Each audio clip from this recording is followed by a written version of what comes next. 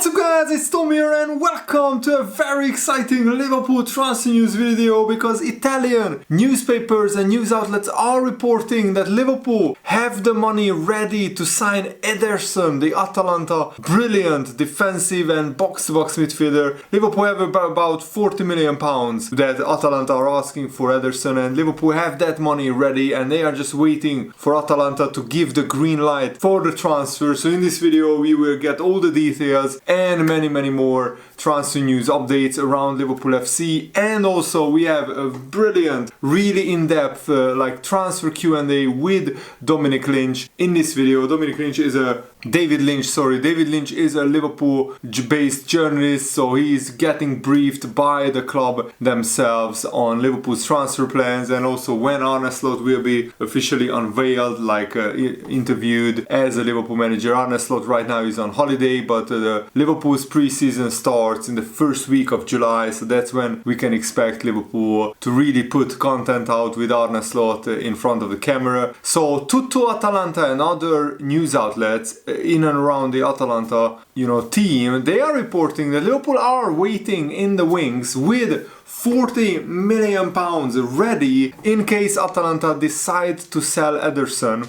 The Brazilian had a fantastic season with Atalanta. They finished in 4th place in this area. They won their first international trophy, winning the Europa League. Absolutely brilliant season. Atalanta are not really enthusiastic about selling Ederson, but they are realistic. And historically, Atalanta's top players leave them. They can't pay the wages that is necessary to keep players like Ederson at the club, because Liverpool can offer just 2, 3, 4 times his wages that he's earning in Atalanta. And also Atalanta don't regularly qualify for the Champions League. They don't regularly even challenge for the Serie A title, and at Liverpool, Ederson could regularly challenge for the title and regularly play in the Champions League. And what is also interesting is that another player that Liverpool have been linked with, Tion Cup Miners, Atalanta are actively taking bids this summer for that player as well. So Atalanta want to sell 2 or 3 players now that they had a good season. They want to sell some of their, promising players for a lot of money to keep rebuilding the side. And the fact that Atalanta are listening to offers for Ederson and Cup Miners, it's certainly evidence that they are willing to sell players this summer, even after their Europa League victory. But it would also mean losing the core of their team if both Ederson and Cup Miners left, and that's why Liverpool wait. They have been consistently being linked with Ederson for months now, but the game is about waiting to see if Atalanta are willing to entertain offers. If they are, then Liverpool hope to snap up one of the best defensive midfielders in Europe last season. I already made a very detailed video about Ederson's exact statistics, so I don't want to go into detail. I don't want to repeat that part of that video, so make sure to watch that after watching this video if you haven't already. Ederson's rise this season has resulted in Ederson being called up to the Copa America squad with Brazil. He even earned his first international call-up, and he earned his first cap in a friendly with Mexico, so he already played for the Brazilian national team. This is all both positive and also a bit of negative for Liverpool, because if Ederson performs brilliantly in the Copa America with Brazil, then competition for his signature could increase significantly, but it also eliminates basically any rush to sign him, because after the Copa America is over, that's when Ederson could complete a medical and join Liverpool officially. So Liverpool can wait this one out, as Ederson almost certainly won't move anywhere until the Copa America is over. There are a lot of midfielders at Liverpool right now, even with Thiago leaving, but in terms of defensive midfielders, Liverpool are not really stacked in that department. We have Bajcetic, we have Endo, and maybe Trent Alexander-Arnold can play in the defensive midfielder role. But if Arne Slot is going to play in the 4-2-3-1 formation as a double pivot, we don't really have another player apart from Bajcetic and Endo. and we don't want to see McAllister playing in a double pivot because he's much better further forward. And former Boca Juniors player Alan Varela, who is playing for FC Porto, is another player that Liverpool have been linked with. So Liverpool are being linked with a lot of defensive midfielders. And Ederson actually spoke out about the rumors linking him with other clubs. He said it always happens when the market opens that all of the speculation starts. He told the Spanish newspaper AS not only about my future but also for many other players. When I received my call-up, I told my wife and my agents, look, now I'm going to the Brazilian national team, so you have to deal with what comes and what doesn't come. Now I'm going to focus on the national team. It's my first call-up, so my head has to be 100% there in the Brazilian national team, and then I will think about my future. I'm very happy at Atalanta. I've just won a great title. I'm very well integrated. My future is something that doesn't worry me. What worries me right now is doing well here with the Brazilian national team, leaving a positive impression because it is my first call-up, making sure everyone knows me here just like everyone knows me in Italy. I'm very focused, very happy, trying to make the most of this moment with the Brazilian national team. I trust my agents, and I have an agent who has been with me for over 13 years. So the moment he thinks something positive is going to happen, he will tell me, and we are in contact about that. We talked a lot about taking advantage of the moment, and right now I'm doing very well at Atalanta. I don't think the speculation should distract me. So he's basically saying with his words that this is the right time to move clubs, because right now Ederson's stock is very high. He just won an international trophy. He also is getting called up to the Brazilian national team. So right now he probably can move to a bigger club and earn a lot more money. If something comes up about the transfer, he said, the club has to accept it first, and that is the most important thing. I have a good relationship with Atalanta, so the moment they come and tell me that they have some kind of offer, that will be when we start talks. At the moment, I'm an Atalanta player. When my time with the national team ends, I will also enjoy a short holiday. It's important to rest, and then I will return to Italy. So basically he's saying that if a club wants him and puts a bid in that Atalanta accepts, he's basically just happy to move right now because he thinks it's the right time. That's what really he's saying. And this is the crucial part, what Ederson said. I thought about leaving Atalanta a lot. I like Italy, I'm well adapted, but I'm curious about the Premier League, so I don't know. I'm still growing, so I don't know if I will stay in Italy. I think I still have more to prove. If I go somewhere else, then I have a lot to prove there as well, so I will continue to grow and develop. So basically he has a soft spot for the Premier League, and he already is thinking about maybe moving there. So if Liverpool thinks that Atalanta are going to sell Ederson, then we will have the £40 million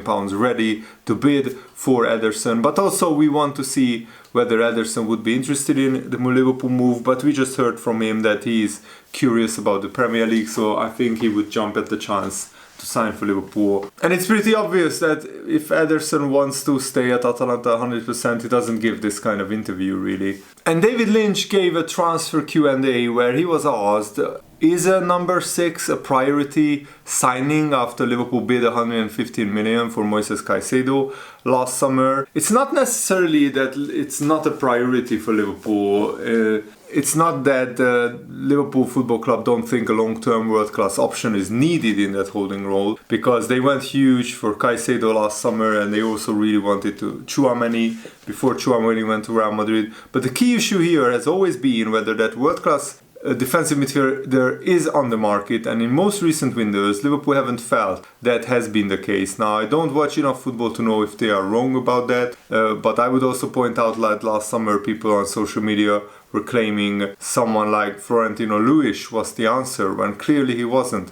If Liverpool are to make a signing in the defensive midfield position, they want to be absolutely sure that it's a huge upgrade on Endo, not just a sideways move. At the moment they don't seem to expect that this type of player will come up, and that's why it's not as high up as the priority list as a defender and a forward. But I would argue Ederson would be an upgrade on Endo because he's more athletic, and also is Endo and Bajcetic enough as our two defensive midfield options? because I don't think McAllister should play there long term. I don't think that's his best position. And what if Bajcetic has another injury-plagued season? Do we expect still Endo to play alongside maybe, I don't know, McAllister or Trent in that double pivot position in a 4-2-3-1? So Liverpool definitely need another player, in my opinion, who is better than Endo in the defensive midfield spot. David Lynch says maybe the dream defensive midfielder signing or transfer target will come up on the market and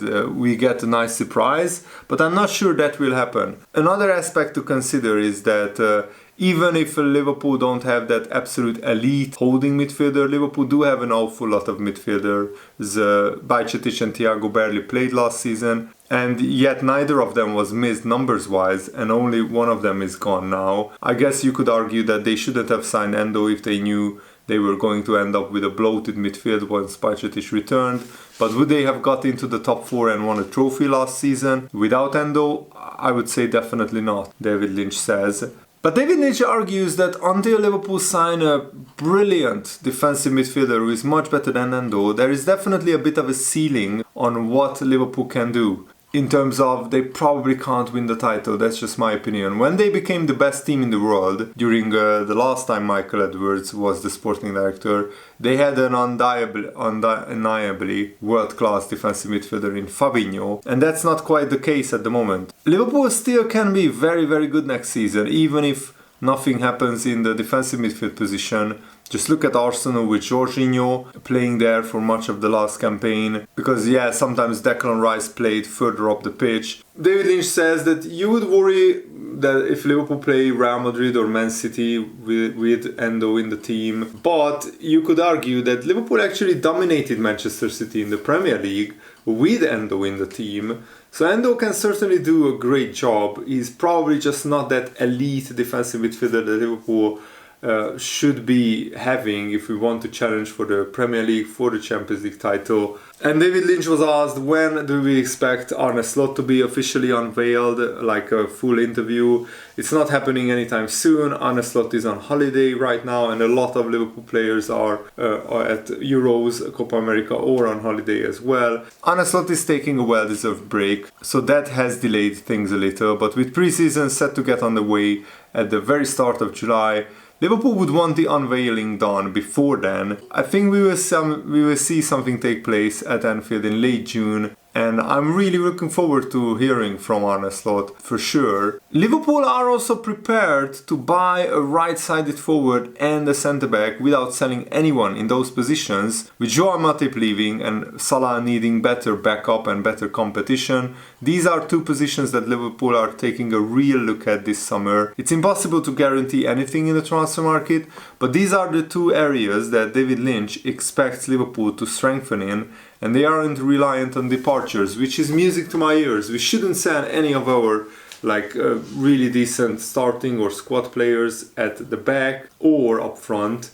We should add to the squad and make it more robust and more deep. And you also have to consider Joe Gomez injury prone. Joao Matip is not there anymore, and Konate is also prone to injuries, and Kwanzaa is still only 21 years old, so we need another body there. Joe Gomez is another player that is injury prone as well. So we have Van Dijk, Konate, Kwanzaa and Joe Gomez, 4 options, but 2 of them are injury prone, and also Joe Gomez is a backup right back and left back. And Liverpool have more than enough money to spend in the transfer market, because Liverpool are very healthy in terms of financials. Liverpool are in a very strong position, confirmed by David Lynch in terms of the profit and sustainability rules and the financial fair play rules. So Liverpool aren't reliant on selling any players. And Liverpool are also, they could earn a decent amount of money from player sales. Sap van den Berg is for sale, and David Lynch expects him to be sold this summer. Tyler Morton will probably get a chance to show his talents in pre-season. And Kelleher, Liverpool aren't pushing Kelleher out of the door, but if a big offer arrives, then Liverpool will think about it and potentially sell him, because Kelleher said that he wants first team football. And because Liverpool got rid of huge wages in Matip and Thiago's wages, Liverpool have a lot of wiggle room to maneuver in terms of signing players and affording their wages, which is really helpful. So that is a very exciting update by David Lynch. The Liverpool are actively looking to sign a centre-back, a forward, and potentially a defensive midfielder, and we have a lot of money to spend. We still have that Moises Caicedo money sitting in the bank account, so Liverpool can spend big if the right player comes on the market, and we can maybe expect an unexpected signing with Michael Edwards and Liverpool relying on the data analysis team to pick out the right targets. So I'm really excited about that. Thanks for watching, guys. Hope you enjoyed this. Have a nice day. See you later. Goodbye.